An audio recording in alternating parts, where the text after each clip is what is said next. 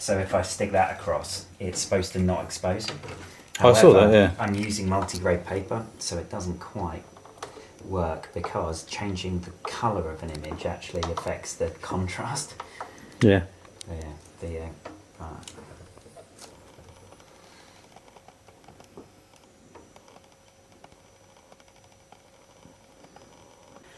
right, just try one. Yeah. See what happens. Yeah. So it's in. Just tuck that out of the way. He says. Tuck it out of the back. Sorted. So let's do it. Cool. Stick some paper in and see what happens.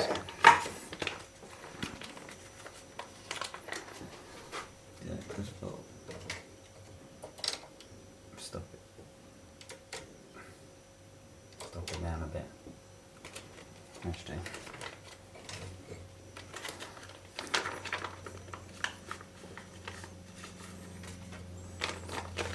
So this is off the Nikon. Yeah, this The is Nikon, just that. but you discovered we had some light leakage into the camera, Yeah, so we've had so some this interesting lines. Alright. Let's just see how this one does.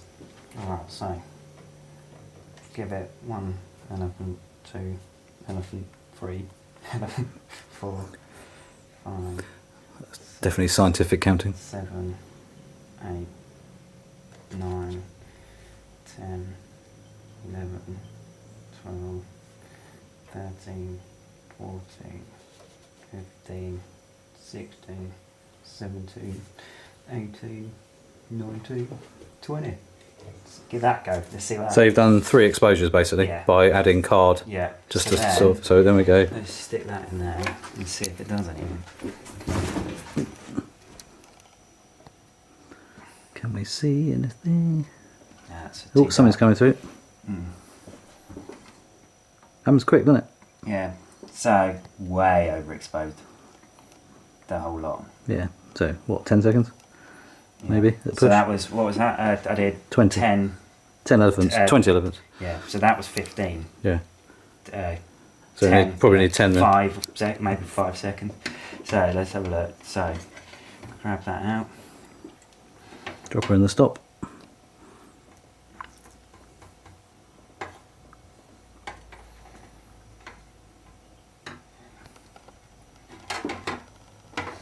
I always put these out like this and then always just end up Using the same one. it's the same one.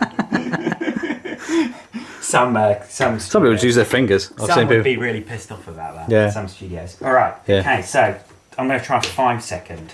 Yeah. See how that comes out. Good idea. Yeah. So.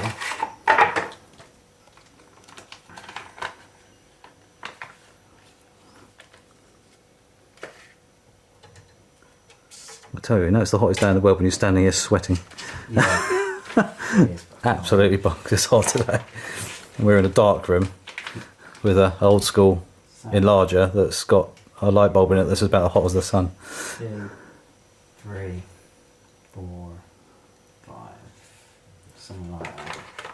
Yep.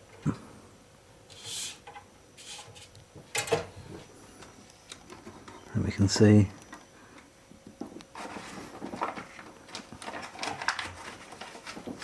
Oh, it's starting to go. That's amazing how that happens, isn't it?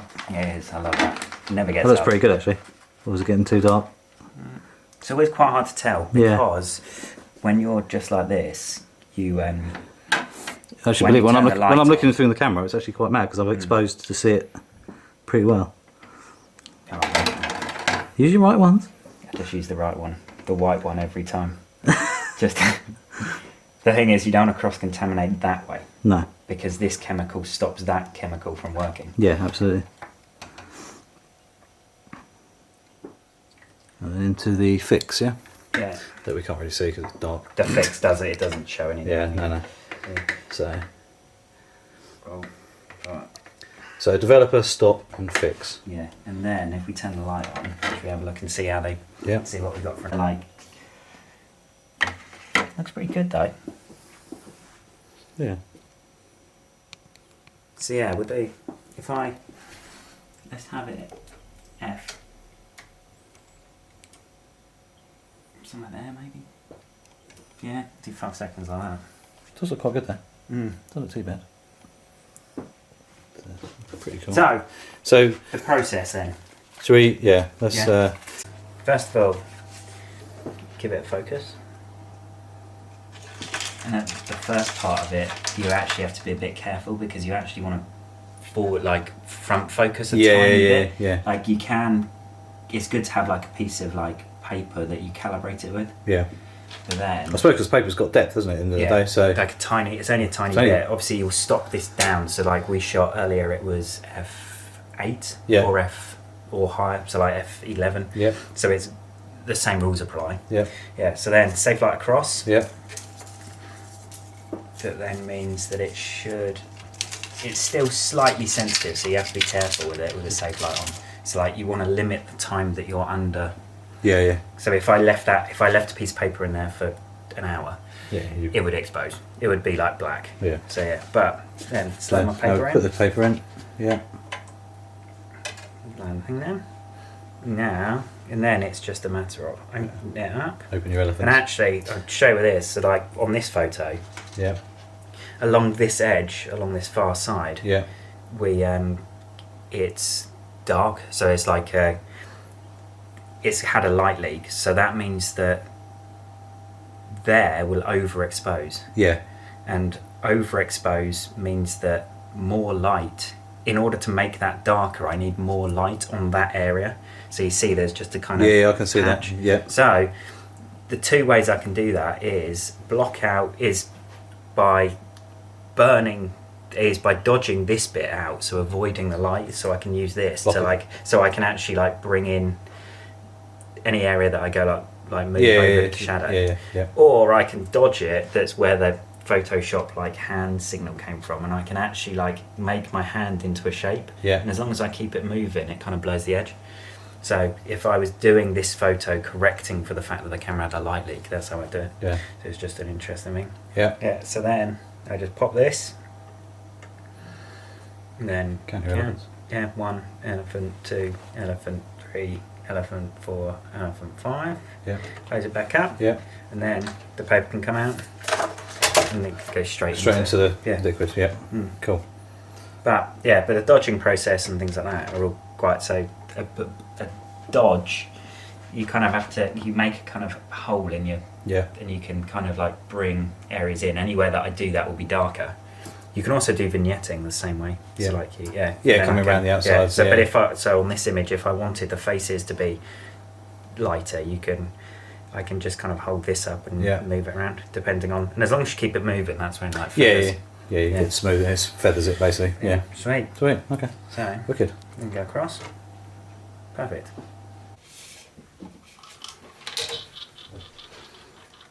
So into the developer. And we gave that 5 seconds on the machine, so we know. Very accurate. Very 5 accurate. seconds. Yeah, well, or not. Let's see how this does. It's looking good. Quite quick. That's pretty cool. That's better as an exposure. Looks nice actually, doesn't it? There is definitely something satisfying. There is about it's something appearing like that. Yeah. And you can see that. So you can take it out of the developer sooner. It will get darker the longer you leave it in there. Yeah. However, it'll get to a point where it's happy, where you kind of can see that it's not really doing much. Yeah. So now it's into the stop. So that's now stopping the chemical working, isn't it? Yeah. So it basically counteracts the. Well, you can see I've got some light leaks on this one. Yeah. So the white's not white. Yeah. And then into the fix, which then stops the whole process completely, and then we can straight into our little pot of water. So the fix wants to sit in a little bit. Yeah. Yeah. So this, you see the edges. Yeah. Are gone grey. Yeah. So that means that it's getting light. Possibly is the. Might be my screen off my. Or that actually might be enough to do it. Okay. But probably worth actually. It's quite a lot of light. That red light. Yeah. So throw that in there and let's see how we did. Now the light back on. Yeah. Let's see how we did. So guys, this was just literally for fun and experimentation, just because it's not the kind of thing what I do anymore. Alex still shoots film quite regularly through the year. But here's some of the photos a bit closer up so you can actually see them. We did discover one thing though. As you can see here, and I'll zoom in on one of the photos, you can actually see some white dots on the actual image. And they are actually on the negative themselves. It turns out that the water where Alex lives, when he's mixed the chemicals with the when he's actually processed the film originally, his water is very hard, so it's obviously minerals and everything in the water has actually stuck to the negative and actually basically shown up as white dots on the negative. So that's one of those things he's going to now use purified or filtered water, so that doesn't happen in the future. So it was a little bit of a discovery. He said the water's changed recently, so that's obviously an issue that he's now aware of, which is obviously a good discovery in some respects, that we were just experimenting ourselves. So we are going to do another shoot, a proper setup modelling shoot. So we're going to use either that camera or the Rolly or something like that soon. So where this was just a fun little experimentation, a little family shoot kind of thing with friends, which was really nice, and it was very interesting for the kids and everything, as you saw in the first video. And they really enjoyed themselves, and we had a really nice time down the beach, even though it was a bit windy. Yeah, so that was how the film turned out, and I'm going to also show you in a minute how I process digital, so just the difference in time, if anything, and obviously because you can see a digital image instantly, it helps you get better shots, and you've got the shots before you go home. The only way you used to be able to do that before was with sort of the medium format style cameras. You could have a Polaroid back, so you put a Polaroid back on, take the few test shots, know you got your settings correct, and then you put the film back on and take the actual shot, and that's the way that worked. Yeah, so let's have a look at a few pros and cons now of film and digital. So the pros and cons of film. So the pros of film is generally the cameras are much cheaper to buy. You can buy a cheaper film camera or have a more expensive one. It doesn't make any difference. The lens costs obviously is where it could be expensive if it's an SLR or medium format, for example. But if you're buying an old camera, they can be cheap as chips to buy. The only cost then is obviously buying film constantly and processing them either in a lab or yourself, and then obviously paper, which you develop onto. And that's getting more expensive as it goes. Alex was saying me a box of paper now is around about £100, depending on obviously which paper you're buying. Also, say for example a 120 film is around about the equivalent of a digital 100 megapixel camera. So the resolution side of a 120 film is amazing. So they're some of the pros. Disadvantages, obviously, film cameras are usually heavier than a similar sized digital camera. Obviously, storage of film, once you've taken film and everything, you've got to store it. Obviously, purchasing and developing, as I said, costs is an ongoing. And obviously the time. This is the efficiency side of things. So where digital comes into its own, the efficiency of developing time. So obviously you can't look at your photos until you've developed them. And if you've messed up the shots, you can't preview them. You have to go and do the shoot again. That's where obviously the Polaroid backs came in handy. But it does slow shoots down a lot. Doing a photo shoot with film is much much slower than doing it with digital. And also you didn't waste shots, so you set the shots up. It felt a lot more formal, etc., etc. Obviously, the pros and cons of digital. Obviously, digital is efficiency. That's it's brilliant. It helps you get the shots from taking them to being used very very quickly.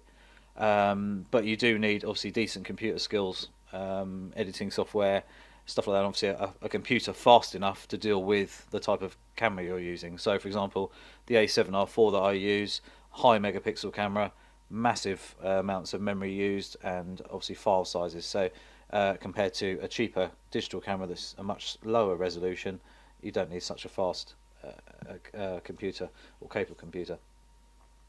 Digital cameras use a lot more battery power, and the outlay for a good quality or higher end digital SLR or mirrorless is a lot more money than buying a film camera.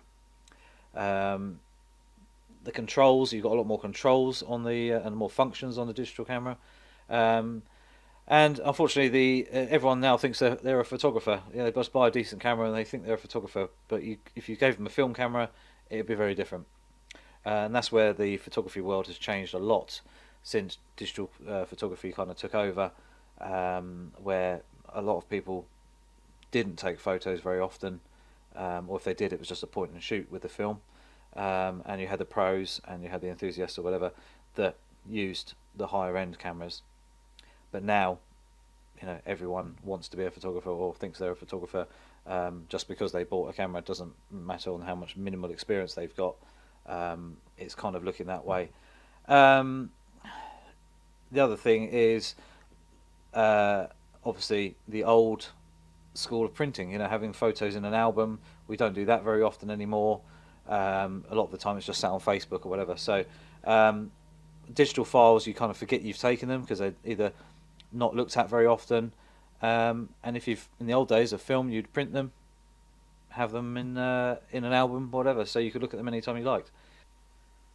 So the resolution of a point and shoot camera today is somewhere between 12 and 20 megapixels, and that's generally high enough resolution for most people for a good size large print. Um, a digital camera is usually lighter, as we said, than a film camera, depending on the kind of film camera you're using. And obviously memory cards. I mean, I'm using 128 gig memory cards, and I get sort of anywhere between 1,000 and 2,000 shots, depending on what raw images I'm shooting.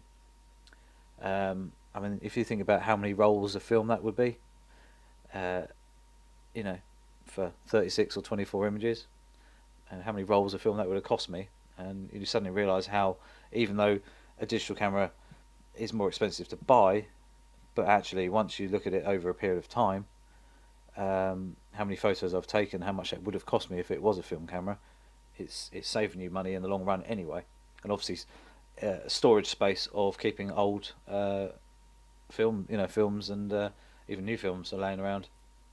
Um, and obviously the benefits of seeing an image, a digital image, instantly, so you can look at them anytime you like. Make sure your model's happy with the shots and everything like that. So, um, I mean, obviously now we can even send the photo straight to your phone. You can even do a quick edit and it's straight up on Facebook or Instagram. Obviously, where the old days you'd have to scan an image in or print it, or then there's other routes down the line and things like that. So, um, but yeah, so that's a quick look at sort of some of the pros and cons. There are probably some more that I've missed. Feel free to comment below on that. But let's have a look now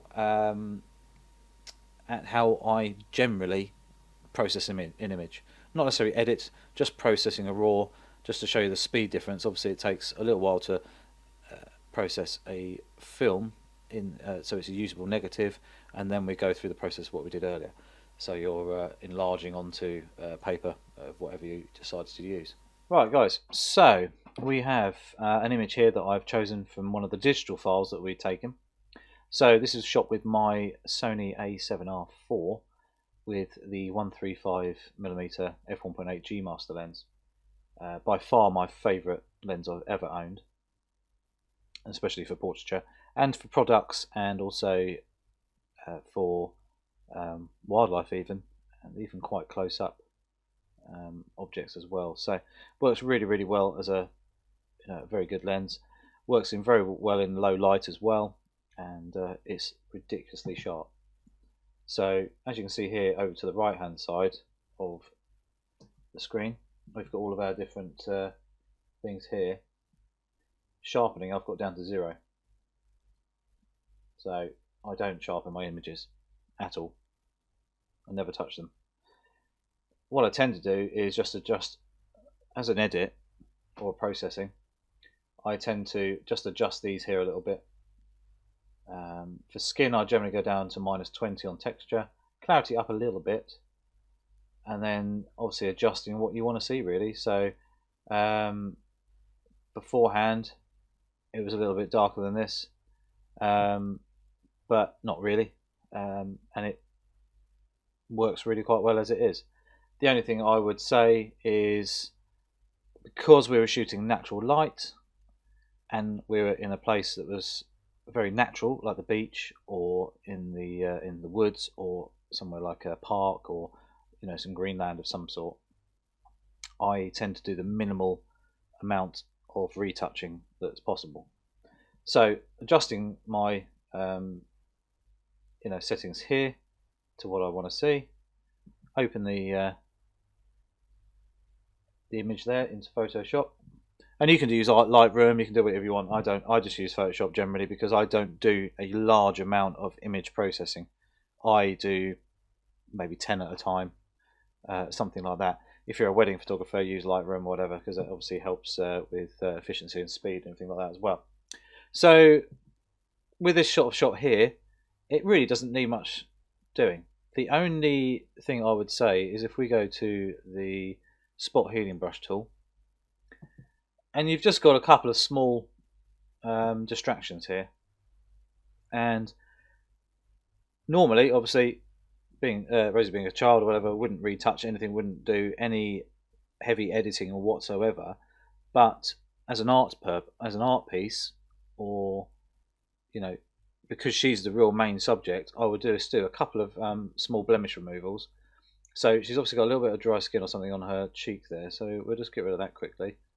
There's a bit of sand or grit or something on her face. A couple of there's a scratch there, tiny little mole there, and she's obviously got a scratch from the cat or something like that at home, and it's obviously left a mark there, so we'll get rid of that as well, and that's it. I wouldn't do any more to the photo. And when I'm doing portraiture, normally that's all I generally do. Very, very quick edit. I try and keep things as realistic as possible, so you don't end up with photos that look overdone. And also, you've got to look at the world of Instagram and places like that, or even Snapchat with the ridiculous filters. People don't look real anymore, and we've lost that. So trying to keep real photos like this, as realistic as possible with the minimum amount done possible, I think is a good thing. So looking at that photo now, both her mum, Charlotte, and Rosie look beautiful. They're lovely.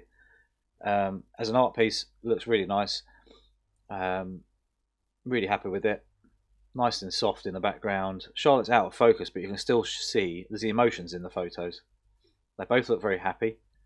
Rosie's obviously looking directly at the camera, but she's still got a bit of a smile on her face. Charlotte's obviously, she was talking to her sister, and her son Stan was probably messing around, so that's probably why they're laughing. So there's real emotion in the shot. It wasn't a set-up shot; it was more just a reaction shot. So I saw something. I thought, yeah, that looks really nice. Take a picture.